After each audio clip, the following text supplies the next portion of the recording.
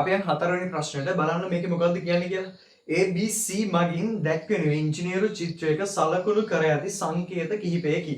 එතකොට මේ වැන් අහනවා වෑද්දුමක් වෙල්ඩින් එකක් නිරූපණය කරන්න පාවිච්චි කරන සංකේත මොකද්ද කියලා. එතකොට ඔය වැල්ඩින් කරනවා කියන එක නිරූපණය කරන්න. ඒ කියන්නේ වැල්ඩිමක් කරනවා කියන්නේ මොකද්ද? එතකොට අපි දන්නවා ඔය ටිග් වෙල්ඩින්, මිග් වෙල්ඩින් කියලා જાත තියෙනවා. නැත්තම් ඔය විද්‍යුත් ඡාව පෑස්සුම ඒ කියන්නේ බස් සරලව කිව්වොත් ඔය බස් එකේ එහෙම යනකොට අර ඇහැ කන වෙන ඇහැ නිලංකාර වෙන අර ආක් එකක් වදින තැන් ඔයා දැකලා තියෙනව නේද? අර ගිනි පුපුරු විසිවෙවි. අන්න ඒකට තමයි වෙල්ඩින් කරන ස්ථානයක් කියලා කියන්නේ. එතකොට ඒ වෙල්ඩිමක් කරන ආකාරය. ඒ කියන්නේ අපිට ගත්තට පස්සේ එක එක જાතියේ ජොයින්ට් තියෙනවා. හරි. ඒ කියන්නේ මම ඔයාලට උදාහරණයක් විදිහට ගත්තොත් අපිට තියෙනවා එක එක જાතියේ ජොයින්ට්. ඒ කියන්නේ උදාහරණයක් විදිහට ගත්තොත් තියෙනවා මේකට කියන්නේ අපි T ජොයින්ට් එකක් කියලා. හරි. මේකට කියන්නේ T ජොයින්ට්. මේකට කියන්නේ T ජොයින්ට්. ඊට පස්සේ ගත්තට පස්සේ අපිට තව තියෙනවා මම යට ලියන්න මේකට කියනවා ලැප් ජොයින්ට් කියලා.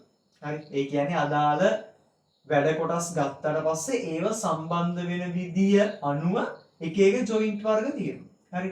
මේකට කියනවා ලැප් ජොයින්ට් කියලා. ඊට පස්සේ ගත්තට පස්සේ මේකට කියනවා බට් ජොයින්ට් කියලා. ඒ කියන්නේ අදාළ කොටස් දෙකක් තියෙනවා නම් වැඩ කොටස් දෙකක් අපි ඒක මෙහෙම සම්බන්ධ කරනවට අපි ඒකට කියනවා බට් ජොයින්ට් කියලා. හරි.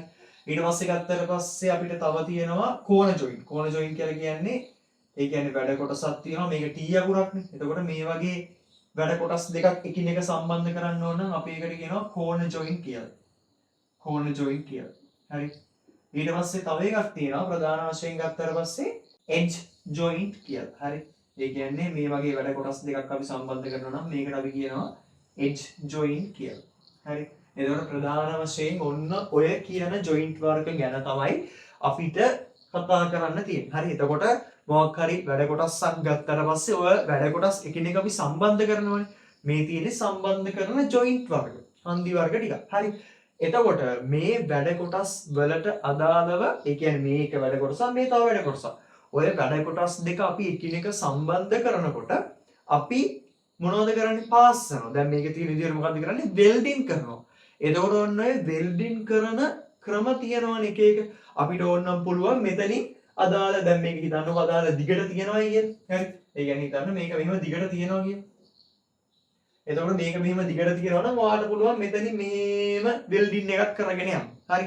නැත්තම් මෙතන කට්ටයක් කපලා ඒ කට්ටේ වෙල්ඩින් කරන්න මට පුළුවන්. නැත්තම් ඒ කියන්නේ මෙහෙම තියෙන විදිහටම ඔයාලට මෙතනින් වෙල්ඩින් කරගෙන යන්න පුළුවන්. නැත්තම් ඔයාලට පුළුවන් මෙතන ධාරයක් කපලා ඒ ධාරය අස්සටත් එන විදිහට වෙල්ඩින් කරන්න. එතකොට ඔන්න ඔය වෙල්ඩින් කරන එක එක ආකාර තියෙනවා. එතකොට මේ වෙල්ඩිමක් සිදු කරනකොට අදාළ වෙල්ඩිම සිදු කරන පාර්ශවය. ඒ කියන්නේ වෙල්ඩිම් කරුවා.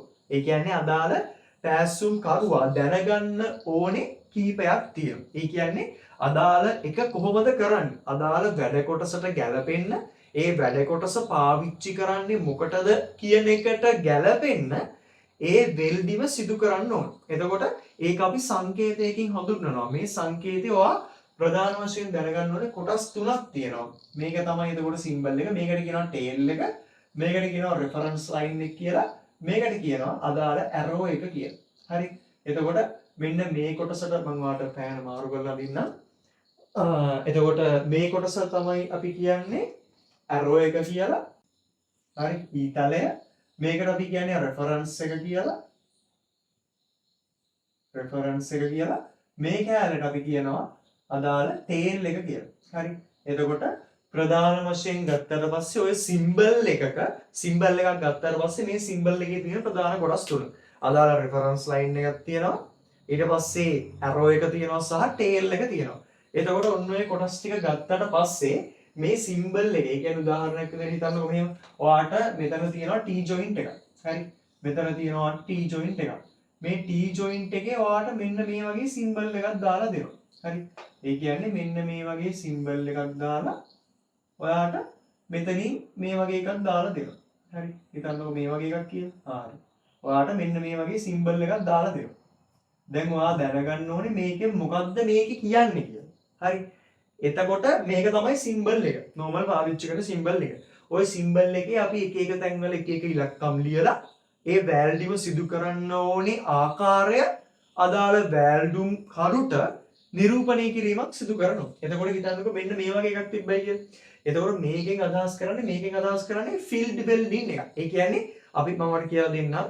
කලබල වෙන්න එපා. දන්නේ නැත්නම් කිසිම අවුලක් නැහැ. ඒ කියන්නේ හිතන්න ඔයාට මේක මෙහෙම දිගට තියනවා කියන්නේ. එතකොට මේක මෙහෙම දිගට තියනවා නම් මේ දෙක සම්බන්ධ වෙන ස්ථානයේ තියෙනවනේ.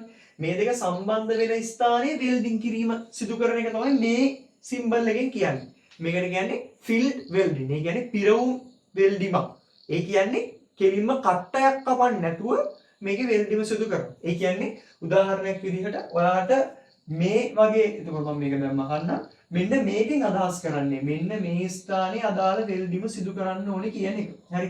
එතකොට මේක දිගටම තියෙනවනේ. දැන් මේකේ 2D නේ මම මෙතන අදලා තියෙන්නේ. එතකොට 3D ගත්තොත් මේක දිගට තියෙනවා. දැන් ඔයාට මේක ගත්තට පස්සේ ඔයාට දැන් මෙහෙමනේ තියෙන්නේ. දැන් හිතන්න මෙහෙම වැඩ කොටසක් තියෙනවා කියලා. මෙහෙම වැඩ කොටසක් තියෙනවා නම් ඔයාට පේන්නේ 2D.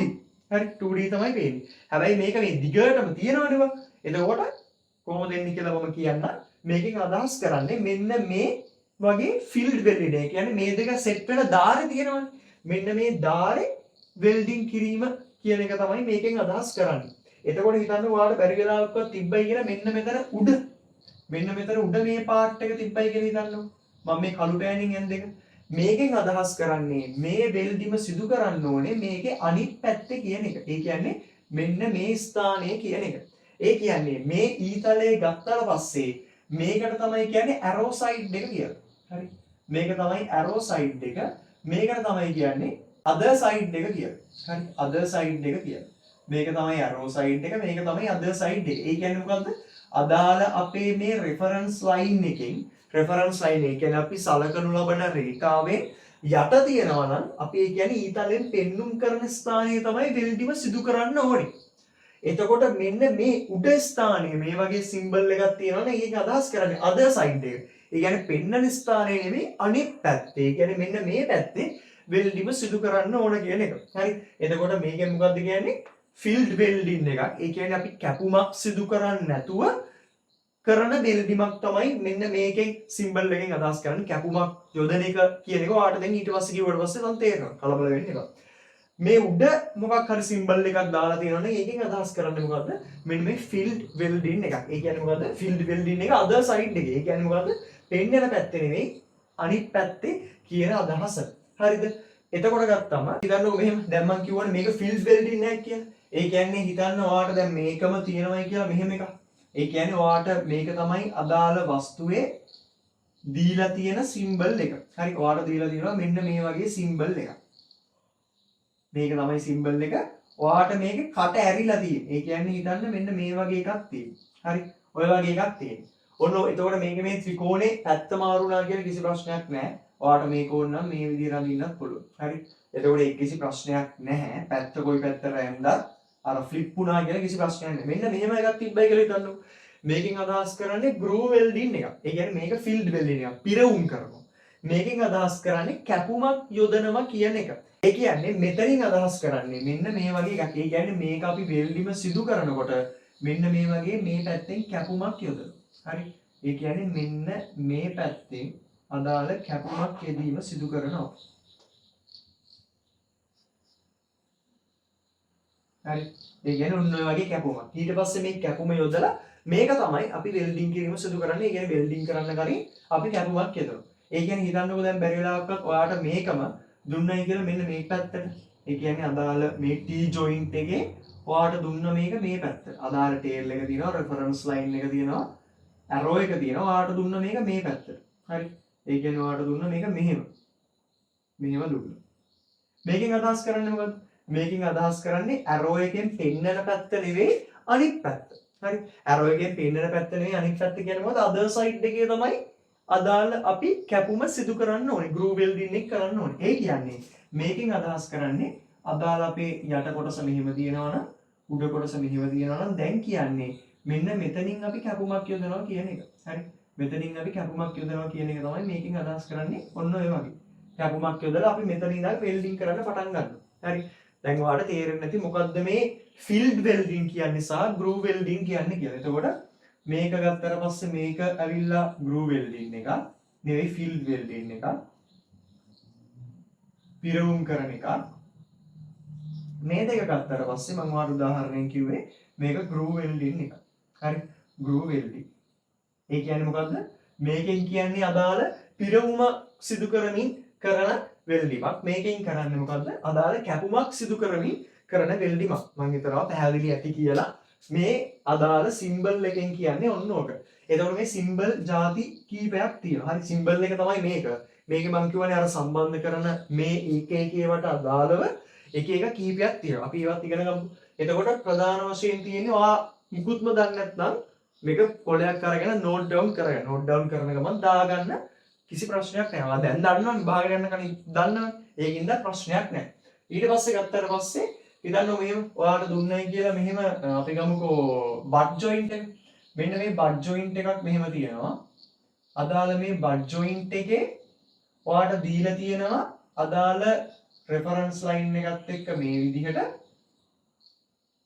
මෙන්න මේ විදිහට දීලා තියෙනවා. හරි ඔය විදිහට දීලා තියෙනවා. මේකෙන් අදහස් කරන්නේ මොකද්ද? ඒ කියන්නේ මේකෙන් අදහස් කරන්නේ මොකද්ද? අදාළ පෙන්නලා තියෙන පැත්ත. පෙන්නලා තියෙන පැත්ත කියන්නේ මේ පැත්තේ තමයි අදාළ උඩ තමයි මම හිතුවා තව එකක් පෙන්නන්න. ඒතකොට ඔයාලට මොකද්ද උඩ කිව්වේ කියලා ඔයාලට තේරෙයි.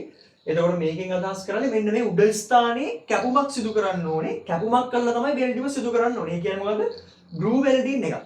මොකද්ද සරලව තියෙන්නේ මේ වටේ ගාන්ට පිරීලා නම්. ඒ කියන්නේ මොකද්ද? අදාළ සංවෘත රූපයක් නම් තියෙන්නේ මෙන්න මේ ස්ථානයේ. ඒක field welding එකක්.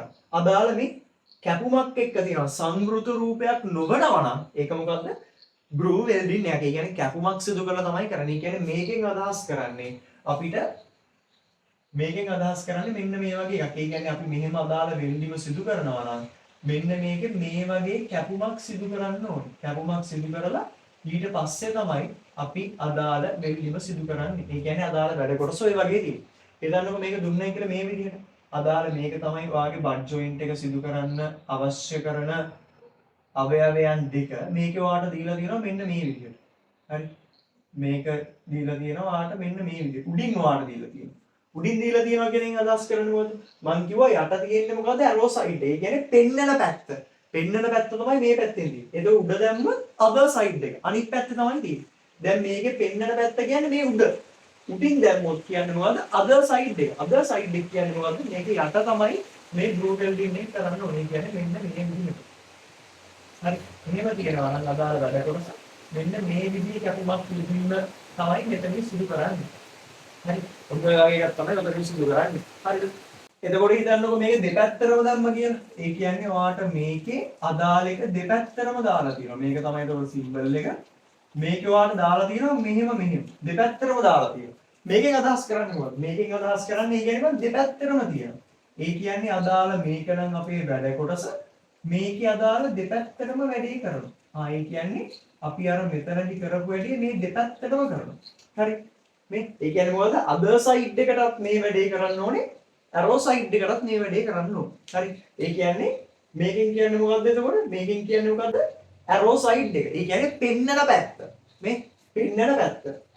ඇරෝ සයිඩ් එක. මේකෙන් කියන්නේ මොකද්ද? අදර් සයිඩ් එක. අදර් සයිඩ් එක කියන්නේ මොකද්ද? ඒකේ යටත්. ඒ කියන්නේ මම වැල්ඩිමක් සිදු කරනවා නම් කරන පැති දෙකක් තියෙනවානේ. දැන් මේකේ නම් මේ පැත්ත මේ කළු පාට පෑන තියෙන පැත්ත තියෙනවා, පෑන නැති පැත්ත තියෙනවා. එතකොට මේකේ නම් දෙපැත්තක් තියෙනවා, මෙතන තියෙනවා, මෙතන තියෙනවා. මේකේ නම් මේ උඩ තියෙනවා, යට තියෙනවා. මේකේ නම් මේ පැත්ත තියෙනවා, යට පැත්ත තියෙනවා. මේකේ ගත්තාට පස්සේ මෙතන තියෙනවා, මෙතන තියෙනවා.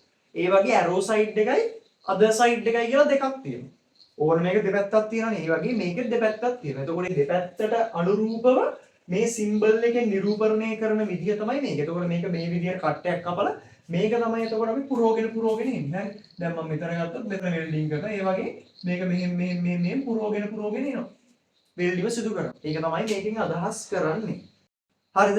එතකොට මම ඔයාලට මේකේ තව චූටි දේවල් ටිකක් කිව්වොත් ටක් ගාලා මේකේ හිතන්නකො මෙහෙම තිබ්බයි කියලා. හිතන්න අදාළ මෙහෙම T joint එක තියෙනවා. T joint එකක් ගමු අපි. T joint එක තියෙනවා. මේකෙන් ඔයාලට දීලා තියෙනවා මේ T joint එකේ ඔයාලට දීලා තියෙනවා මෙන්න මේ වගේ එකක්. හරි. මේ වගේ එකක් දීලා තියෙනවා. ඕක තමයි අදාළ සිම්බල් එක. එතකොට ඔයාලට දීලා තියෙනවා මේ වගේ එකක්. සහ ඒ කියන්නේ මොකද්ද මේකෙන් කියන්නේ ෆිල්ඩ් වෙල්ඩින් නෑ. කොතනද වෙල්ඩින් කරන්නේ? මෙන්න මෙතන තමයි කරන්නේ. එතකොට හිතන්න මෙතන තිබ්බයි කියලා ඔයාලට තුන තිබ්බයි කියලා. මේකෙන් අදහස් කරන්නේ ඔයා වෙල්ඩිම සිදු කරනවනේ. මේ සිදු කරන වෙල්ඩිමේ උස තියෙන්න ඕනේ අඟල් 3ක්. මේකෙන් එන්නේ අඟල්. ඒ කියන්නේ උදාහරණයක් විදිහට ගත්තොත් මම මේක මෙතනින් අඳින්නම්. මෙතනින් අඳින්නම්. මෙතනින් ඇඳලා ඔයාට අදාළ අපේ වෙල්ඩිම සිදු කරන වෙල්ඩිම තියෙනවා. වෙල්ඩින් මේක. ඒ කියන්නේ මේ වෙල්ඩිම අපි සිදු කරනකොට මෙන්න මෙතන අඟල් 3ක් තියෙන්න ඕනේ. මෙන්න මෙතනත් අඟල් 3ක් තියෙනවා. 3 inches. හරි. මේකෙන් අදහස් කරන්නේ මොකද්ද? 3 inches කියන අදහස. අඟල් 3ක්. මිලිමීටර්ස්, මයික්‍රෝමීටර්ස් නෙවෙයි අඟල් 3ක් කියන අදහස. හරි. ඊට පස්සේ හිතන්නකෝ දැන් අදාළ මේක ගත්තට පස්සේ මම මේක එතකොට එක කෑල්ලක් විදිහට අඳින්නේ. මම මේක යටින් අඳින්නම්. ග්‍රූ වෙල්ඩින් කියන්නේ එතකොට මෙන්න මේ කෑල්ල. මෙන්න මේ කොටස. මේක තමයි එතකොට ග්‍රූ වෙල්ඩින් කියලා කියන්නේ.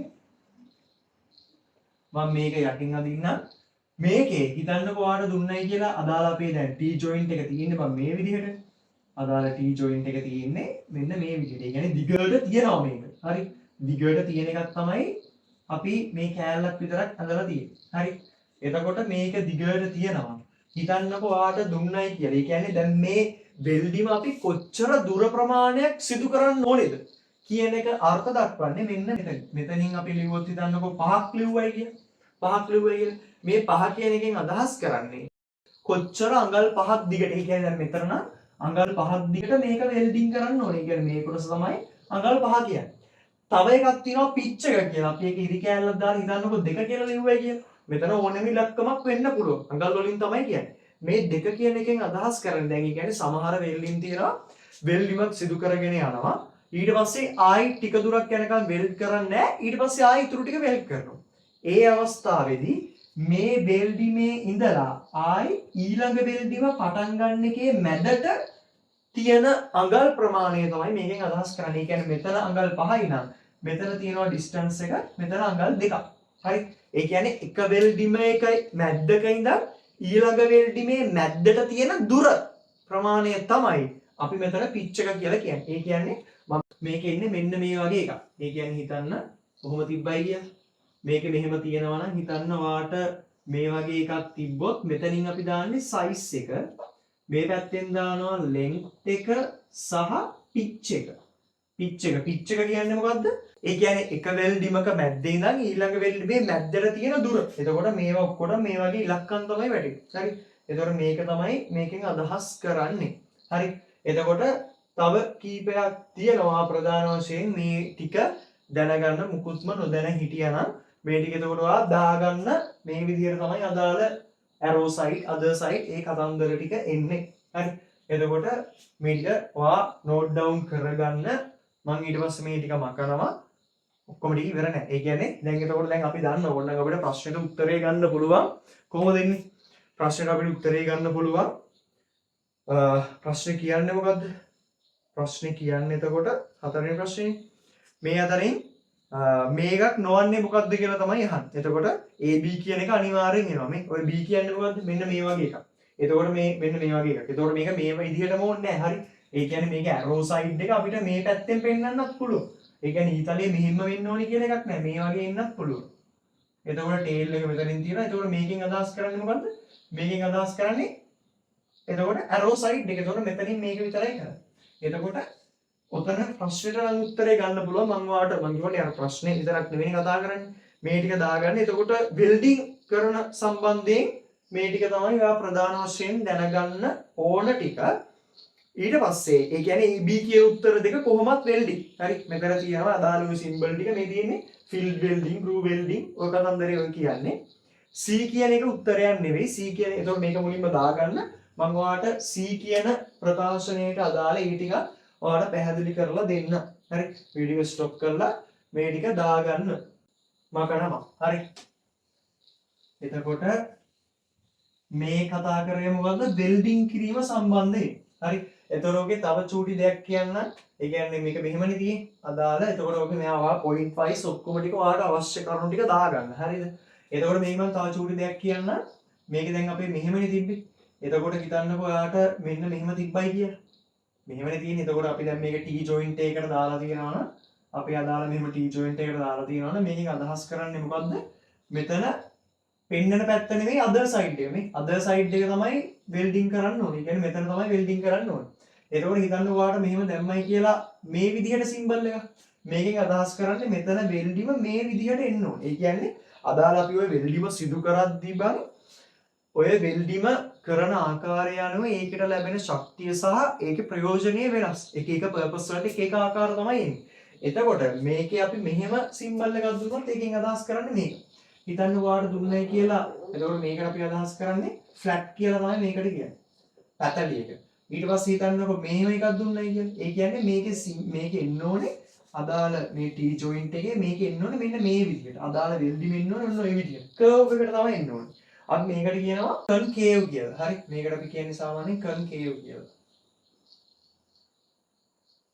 හිතන්න ඔයාලට තිබ්බයි කියලා මෙහෙම එකක්. මේකෙන් අදහස් කරන්නේ මෙන්න මේ වෙල්ඩිම සිදු කරාට පස්සේ මේ විදිහට තමයි එන්නේ. හරි. මේකට අපි සාමාන්‍යයෙන් කියන්නේ කන්වෙක්ස් කියලා. කන්වෙක්ස් කියලා. හරි. එතකොට ඔයා මේකත් දාගන්න. එතකොට ওই ටික තමයි ප්‍රධාන වශයෙන් දැනගන්න ඔයාලට තියෙන්නේ වෙල්ඩින් සම්බන්ධයි. හරි. ප්‍රධාන වශයෙන් ওই ටික දැනගත්තා නම් හරි. ඊට පස්සේ අපි කතා කරමු ඕකේ C එතකොට ඔක දැන් අපි දැනට උත්තරේ දන්නවා A හා B විතරයි හරි කියලා. හැබැයි අපි ඕකේ අනිත් එකත් බලමු මොකද්ද කියන්නේ කියලා. අනිත් එකේ මොකද්ද බලන්න කියන්නේ? ඒකේ කියන්නේ අදාළ සර්ෆේස් එක. ඒ කියන්නේ මොකද්ද? අදාළ පෘෂ්ඨ නිමහම් කරන විදි. පෘෂ්ඨය කොහොමද නිමහම් කරන්න පුළුවන් කියලා. හරි මේකත් දාගත්තානේ. මෙන්න එකත් කපුවා. පෘෂ්ඨය කොහොමද නිමහම් කරන්න පුළුවන්? එතකොට ඔය පෘෂ්ඨ නිමහම් කිරීම කියන එක ගත්තට පස්සේ අපිට තියෙන ඕකේ ප්‍රධාන ඒකෙත් සිම්බල් එකක් තියෙනවා. දැන් ඕකේ අපි කතා කරේ මුලින්ම මොකද්ද? දැන් මෙතන අපි කතා කරේ අදාළ වෙල්ඩිමක් සිදු කරන සිම්බල් එක. ඒ වගේම තමයි අපිට අදාළ පෘෂ්ඨයක් නිමහම් කරද්දී ඒකට සිම්බල් එකක් තියෙනවා මොකද්ද?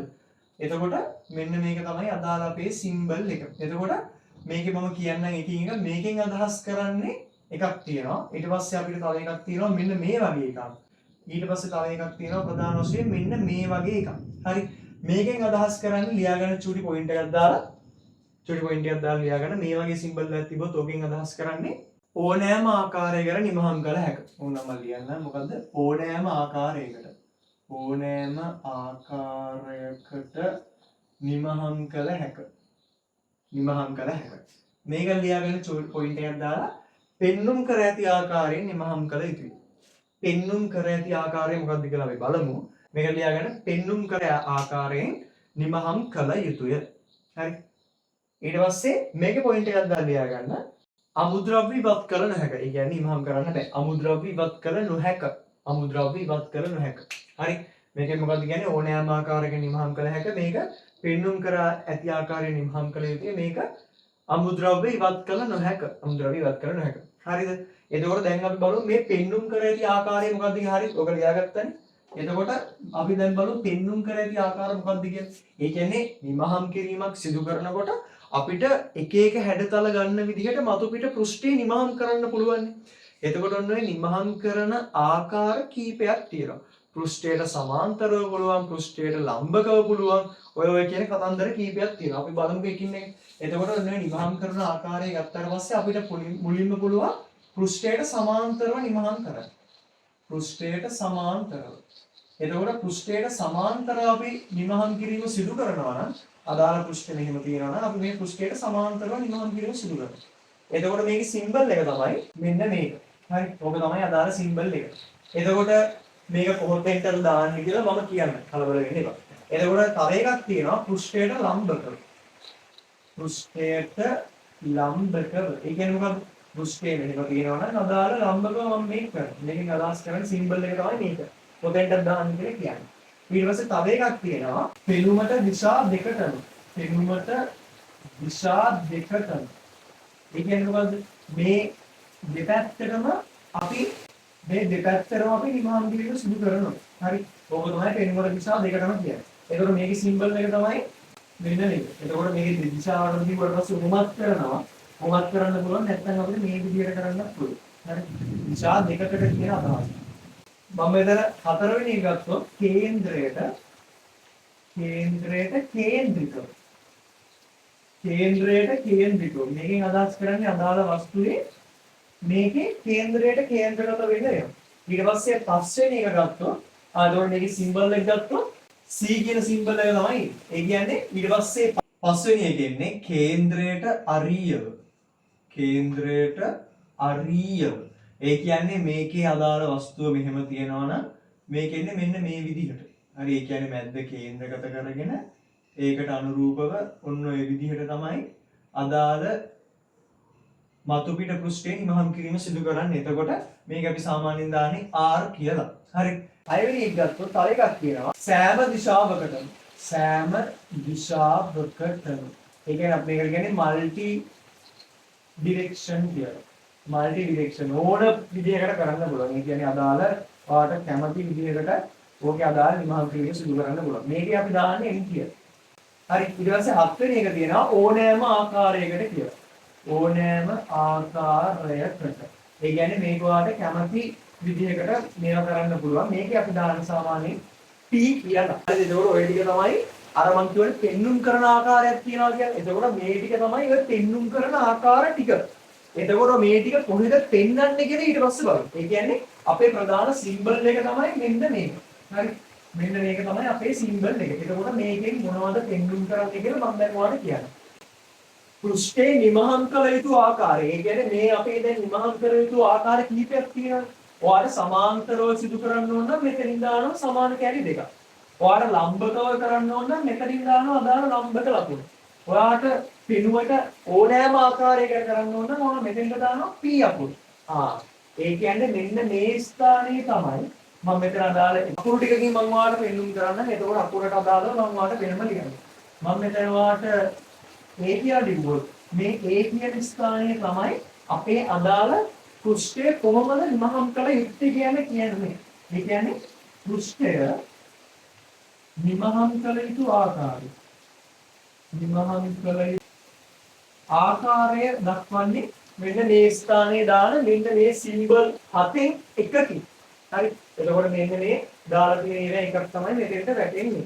එතකොට මෙන්න මෙතනින් දාන්නේ යම්කිසි අග්ගයක් මේ B ස්ථානයෙන් දාන්නේ ලියවිය යුතු දුර ප්‍රමාණය. හරි කොච්චර දුර ප්‍රමාණයක්ද මේකේ නනින්නේ දුර ප්‍රමාණයක්ද මේකේ ලියවන්නේ කියලා. මේකෙදි කියන්නේ ලියවිය යුතු දුර ප්‍රමාණය. හරි කොච්චර ප්‍රමාණයක දුර ලියවෙන්න ඕනද අදාළ නිමහම් කිරීම සිදු වෙන්න ඕනද. එතකොට මේක මයින් අපි සාමාන්‍යයෙන් මිලිමීටර්ස් වලින්. හරි මේක එතකොට මිලිමීටර්ස් වලින් තමයි වැටෙන්නේ. ඊට පස්සේ ගත්තට පස්සේ මෙන්න මෙතන අපි ලියනවා මම C කියලා ලියන්න. මෙතන ලියන්නේ අපි නිමහම් කිරීමට පාවිච්චි කරන්නේ මොකක්ද? ඒ කියන්නේ ඇත්තටම කිව්වොත් මෙතන වැටෙන්නේ යම්කිසි ඉලක්කමක්. මෙතන වැටෙන්නේ මේ සිම්බල් 7න් එකක්.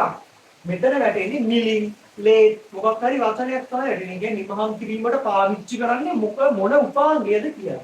ඒ කියන්නේ C කියන එකෙන් කරන්නේ නිමහම් කිරීමට භාවිතා කරන උපකරණය. නිමහම් කිරීමට භාවිත උපකරණය. භාවිත උපකරණයේ නම තමයි අදාළ මෙතෙන්ට වැටෙන්නේ. උපකරණයේ නම. හරිද? ඊට පස්සේ මෙන්න මෙතන මම මෙතන D කියලා ලියන්නම්. මෙතන වැටෙන්නේ යම්කිසි ඉලක්කමක්. ඉලක්කමක් තමයි ලියන්නේ. මේකෙන් කියන්නේ අදාළ පෘෂ්ඨයේ දෘಢතාවය. ඒ කියන්නේ අදාළ පෘෂ්ඨයක් ගත්තට පස්සේ ගානට සමතලා නැහැ. ඕකේ උස් පහත් වීම තියෙනවානේ. කොච්චර මයික්‍රෝමීටර් ප්‍රමාණික උස් පහත් වීම තියනවද කියන එක තමයි මේකෙන් අදහස් කරන්නේ. D කියන එකෙන් මේකෙන් අදහස් කරන්නේ මොකද්ද? දෘಢතාවය. අදාළ පෘෂ්ඨය ගත්තට පස්සේ මේකේ කොච්චර දෘಢතාවයක් තියෙනවද මේක මයින් අපි සාමාන්‍යයෙන් මයික්‍රෝමීටර්ස් වලින්. ඊට පස්සේ මෙතනින් අපි ලියන්නේ E කියලා මම මෙතන ලියුවොත් මේකෙන් කියන්නේ යන්ත්‍ර වාසිය. හරි.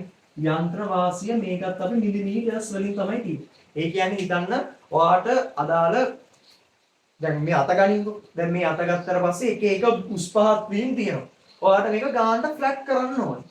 ෆ්ලැට් කරන්න කොච්චරක් ඔයා කපන්න ඕනේද? කොච්චර ඝනකමක් කපන්න ඕනේද? කොච්චර ප්‍රමාණයක් කපන්න ඕනේද අදාළ වස්තුවේ? ඒක තමයි මේ කියන්නේ ලියවිය යුතු ප්‍රමාණය යන්ත්‍ර වාසිය කියන්නේ. කියන්නේ අදාළ අවසන් නිමාව ලබා ගන්න ඉවත් කළ යුතු ඉඩ ප්‍රමාණය. මම ඒක ලියන්න මොකද්ද? අවසන් නිමාව ලබා ගැනීමට ඉවත් කළ යුතු ඉඩ ප්‍රමාණය. ඉඩ ප්‍රමාණය තමයි මෙන්න මේකෙන් අදහස් කරන්නේ යන්ත්‍ර වාසිය කියන. ඒ කියන්නේ මෙතන මේ සිම්බල් එකේ තියෙන දේවල් ටික තමයි මම මෙතන රිප්‍රසන්ට් කරේ. ඔයාලට මේකේ මොකක් හරි උදාහරණ මම සිම්බල් එකක් යන්නෝ. ඔයාලට මම මේක අඳින්න පුළුවන් මෙතන. එතකොට මෙතන තියෙන්නේ පෘෂ්ඨය නිමහම් කළ යුතු ආකාරය. මෙන්න මෙතනින් සමාන ලකුණු දෙකක් එනවා. එතකොට මෙතන ලියවිය යුතු දුර ප්‍රමාණයට මම මෙතනින් දානවා 3යි කියලා. 3යි හිතන්න ඕන 30යි කිය. 30යි. නිමහම් කිරීමට භාවිතා කරන උපකරණය. මම මෙතනින් ලියනවා ලේත් කියලා. හරි. මම මෙතනින් ලියනවා ලේත් කියලා. ඒ කියන්නේ ලේත් මැෂින් එකෙන් තමයි නිවා කරන්න ඕනේ. දෘಢතාවය මම මෙතන ලියනවා දෘಢතාවය 30යි කියලා. දැන් 30යි නේ 514යි කියලා. මේකෙන් අදහස් කරන්නේ මොකද? මයික්‍රෝමීටර් 14ක දෘಢතාවයක් තියෙනවා. යන්ත්‍ර වාසිය මම ඔයාලට දෙනවා මෙතනින් 3යි කියලා. ඒ කියන්නේ මොකද? මිලිමීටර 3ක් මේව කරන්න ඕනේ. ඒ කියන්නේ මේ සිම්බල් එකෙන් අදහස් කරන්නේ මොකද? මේකෙන් අදහස් කරන්නේ අදාළ පෘෂ්ඨයට සමාන්තරව ලියවෙන්න ඕනේ. කොච්චර දුරක් ලියවෙන්න ඕනද? මිලිමීටර 30ක දුර ප්‍රමාණයක් මොකකින්ද ලේත් එකකින් කොච්චර දෘಢතාවයක් තියෙනවද පෘෂ්ඨයේ මයික්‍රෝමීටර් 14ක දෘಢතාවයක් තියෙනවා. කොච්චර යන්ත්‍ර වාසියක් අදාළ අවසන් නිමාව ලබා ගන්න කොච්චරක් මේව කරන්න ඕනද? මිලිමීටර 3ක්. ඕක තමයි අදහස් කරන්නේ. හරි. ඒතර මම හිතනවා ඔය මේ MCQ එකෙන් සෑහෙන දෙයක් ඉගෙන ගන්න ඇති කියලා. හරි. එතකොට ওই ටික ඔක්කොම ටික දාගන්න. එතකොට මම හිතනවා මේ ප්‍රශ්නෙන් සෑහෙන දෙයක් ඉගෙන ගන්න ඇති කියලා. එතකොට මම හිතන්නේ ටිකක් දික් වෙන්න ඇති. මොකද ඔයාලට සම්පූර්ණයෙන්ම ඔයා චුට්ටක්වත් දන්නේ නැති කෙනෙක්ට උනත් මේ සම්පූර්ණ වීඩියෝ එක බලලා අදාළ වෙල්ඩින් කරන්නේ කොහොමද පෘෂ්ඨ නිමහම් කරන්නේ කොහොමද කියන එක ඔයාලට තේරෙන්නේ නැති. ඔයාලට තේරුණාද නැද්ද? ඔයාලට මොනවා හරි ප්‍රශ්න තියෙනවද කියලා කමෙන්ට් එකක් දාලා යන්න. තේරුණා නම් ඒත් කමෙන්ට් එකක් දාන්න යන්න. හරි. එතකොට ඔයාගේ යාළුවෝ ඉන්නවා නම් ඒගොල්ලන්ට වීඩියෝ එක මේවා කරලා ගන්න. ඒගොල්ලන්වත් ගොඩ ධම්ම වන්න. හරි. එතකොට ඕක ඔයා දාගන්න.